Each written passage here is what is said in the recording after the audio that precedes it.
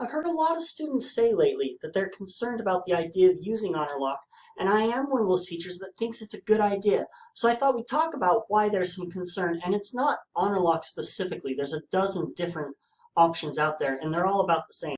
There's really four main concerns. We're talking about trust, the network promiscuity, privacy, and choice. So let's take each one of these individually. Let's start with trust.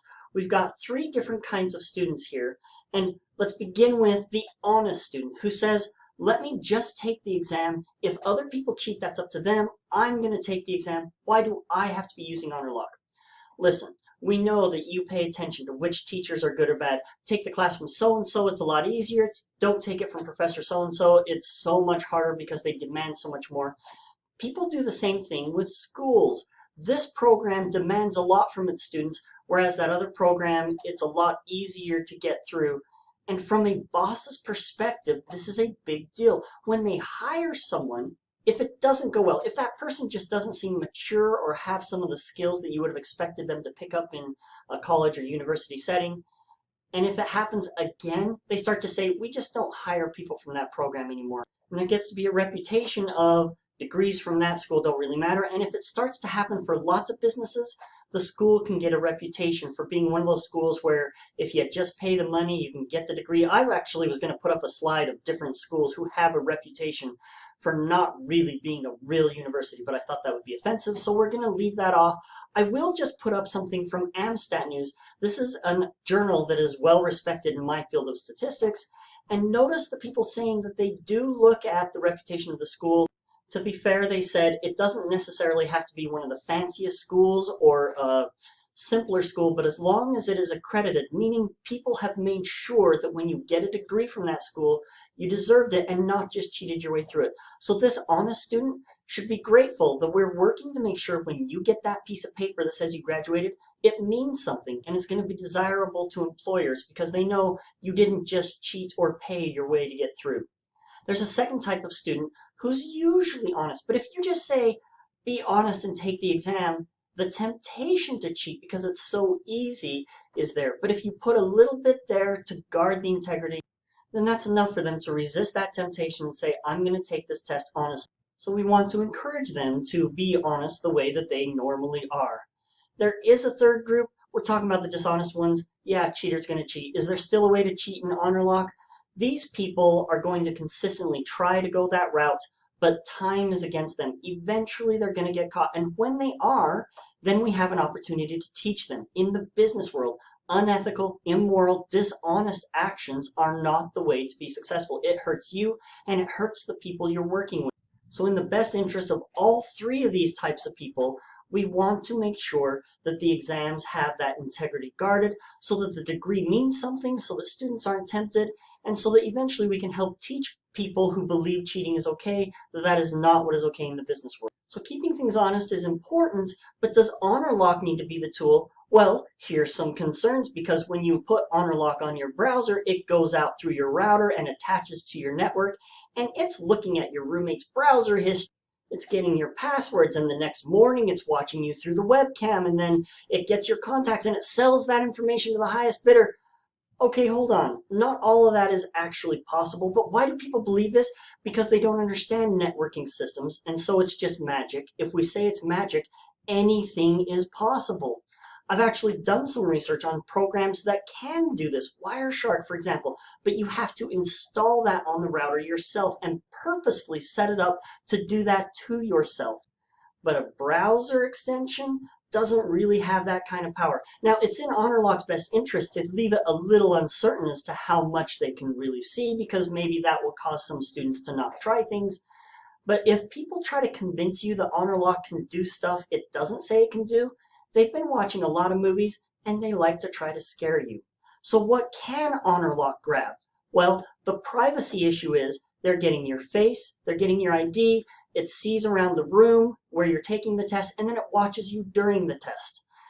It's a little funny that people say showing your ID is a breach of privacy. That's actually what the ID card is for, is showing it to people. But this information is much less than what the school has, but people are still concerned. What if Honorlock takes this information and then tries to sell it to someone else? Well, they can't legally, okay? That's not what's going to happen. But could someone hack in and do it illegally? Sure, the school has way more information than this. Why are people not worried about the school? Because this was a risk that you knew when you signed up for the university, and Honorlock is not. So we'll get to that in a little bit. That's about the choice question. For right now, let's talk about this privacy issue, and we're going to leave alone the question of what's on your computer that you're so worried that they will find.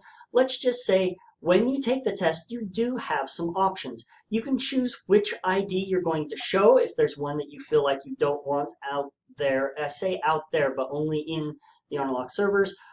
You can get rid of things in your room that you don't want them to see. You can choose which computer. This is the computer that I use when I'm doing the exams. You can go to the library and borrow their computer and go in their room. Yeah, I know, during quarantine, that's not as much an option. But at the end of your proctoring session, Honorlock has a big button right there that says, click here to disable and undo Honorlock. Yeah, they understand that this is what you're going to want to do if you have these kinds of concerns. We'll talk about quarantine in a minute, but you can minimize the information that's out there. But some students say, I want to have 100% privacy. Is that too much to ask for?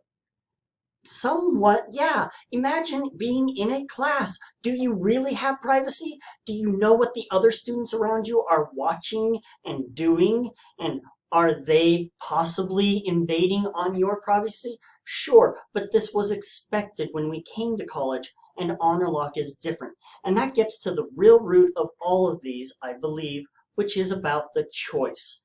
And I'll be the first to admit, I was kind of expecting something a little different from 2020, but here we are. A common statement when people talk about choice is, now I have to go buy a laptop and get a webcam. It's been years since I've seen anybody who didn't have access to that kind of technology. Even if you didn't, surely you could borrow it from someone, and if not, talk to me. I'll let you borrow my laptop. I'll wipe the thing down head to toe with wipes beforehand, and you can do it as well. There's going to be ways to help those very rare students who aren't able to get to a computer. And of course, once concerns about the virus are past, then it's easy to go to a library, get their computer, be in their room, and again, we've minimized the privacy issue. So it's frustrating for students to feel like they're being put into this without it being something that they were planning on. I get that, which is why I personally am providing my students several options. Honorlock is one, but there are other options available.